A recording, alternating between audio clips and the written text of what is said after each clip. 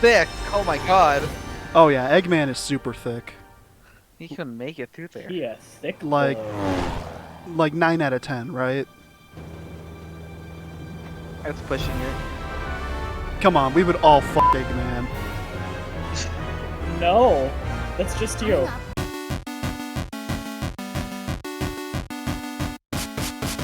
Hello all there, Ryan Kreft here, also known as the Frogman YouTube, and I'm in pure speed right now. The only way I was able to record this episode and know anything about the subject matter I'm talking about is to use the speed force that I figured out and go into the future where I figured out everything that I need to know for my future playthrough.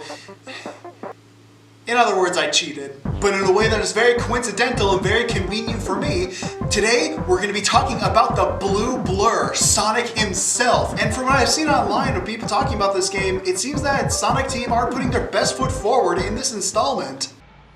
Eraser's henchmen. Oh joy! The game starts off with Eggman, yeah! Woo! Eggman, baby, yeah! Is it supposed to be glitching out? Yes, I presume. Or my graphics card is gonna burst into Thick. flames. Oh my god. Oh yeah, Eggman is super thick. He couldn't make it through there. Yeah, thick. Like 9 out of 10, right? That's pushing it. Sonic and his friends arrive at the main island, and because Tails is flying his biplane, the natural order of the world takes place.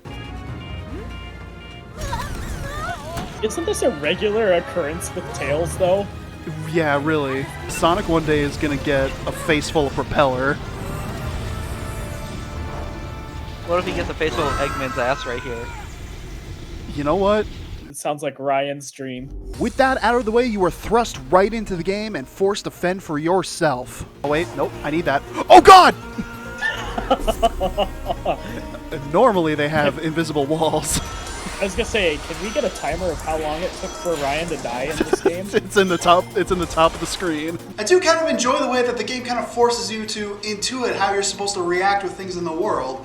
You're left to your own devices on how to do homing attacks, jump, and... Oh, no, we get tutorial messages everywhere else.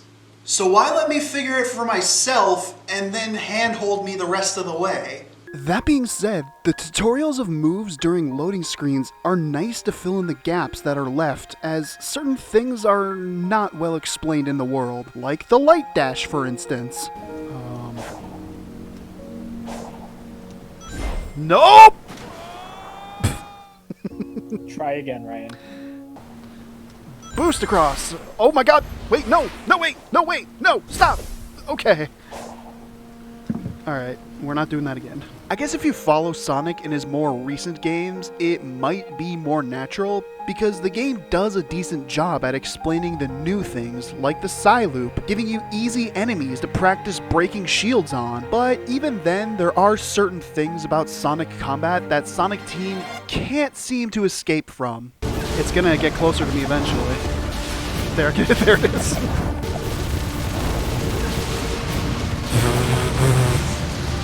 Oh no, my eggs are done. Use the gear as you have done So before. silly. However, certain enemies are very fun to fight, with very unique mechanics, and they all play to Sonic's strengths very well. The flying guy is a fun run with a good fight when you catch them. The desert fish has some great musical build-up during its trial. And then there's the tower guy who... Cheers. What did I even Are get you a hit by? ginger? Jesus! I mean, I haven't got nothing to worry about. I have red in my beard. Well, Was it, I, I don't think that was intended. Oh my god! Oh my god! I'm kidding. Oh god! oh, I just came back to watch Ryan flying off the cliff. Search for friends. I'm gonna search for help. But enough about the enemies. Let's get into the world of Sonic and his traversal, because when it hits, it f***ing hits. Gameplay is sectioned off into two different sections. The open world that was all over the marketing, and the more standard Sonic stages. The stages are a little underwhelming if you're looking for substance, because you are sent off on a predetermined track with very little wiggle room. That, and every level takes place in this weird white void. It's fine, I guess, because the short levels allow for the optional objectives to be completed very easily, and more likely than not, you'll probably get S ranks on your first shot through anyway. But they flash by with very little impression onto the player, so the levels are short and it's too much like you're set on rails. So what's the traversal like in the open world? I'm trying to just learn by existing right now. It's throwing a lot at me, and I'm just trying to get heads and tails of, oh my god, hit or miss. While all the Sonic staples are definitely here in the world, such as boost pads, grinding rails, rings in the air that shoot you off in a direction they point, they don't feel cohesive to the world you're in. From what it feels like, you're just dropped into a realistic atmosphere, an open world, and there are just Sonic elements haphazardly scattered about, not really cohesing into anything, more just kind of randomly placed. And while yes, certain obstacles do flow pretty well and allow you to go at breakneck speeds in very fast way, that does feel satisfying. When you're trying to go to a place and you just happen to trip on a random bounce pad, things can get pretty hectic very quickly. I'm going fast. The motion blur is on, so you know it's fast. Oh god, where am I going? No, why? Come on! Now, the point of this game is to defeat bad guys, meet the locals, learn about their culture, and go toe-to-toe with giant enemies.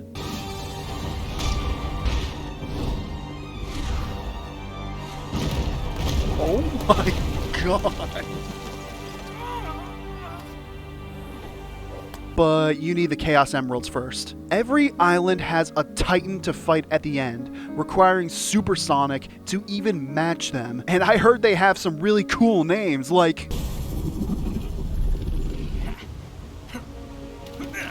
Boo! The fights as Super Sonic, put simply, are f***ing awesome! Once Sonic transforms, the music begins and the track for these fights are simply great, incorporating great vocals and death metal screaming that really fits the mood. I could honestly listen to this track all day long.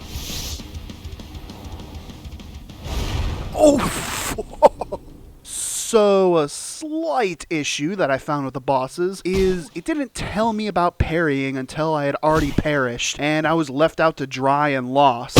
After that point, I had to finish the fight with only 100 rings, and I more than felt the time crunch on that.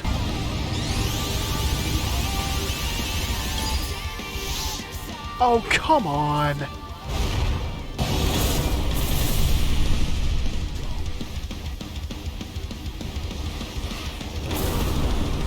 You.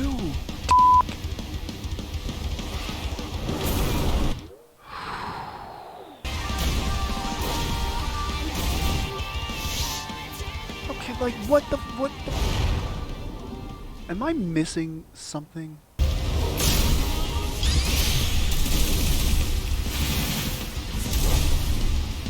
Oh, come on, that had to have been it.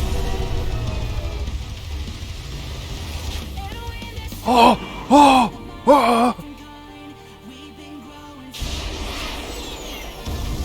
Oh my god, right through your heart.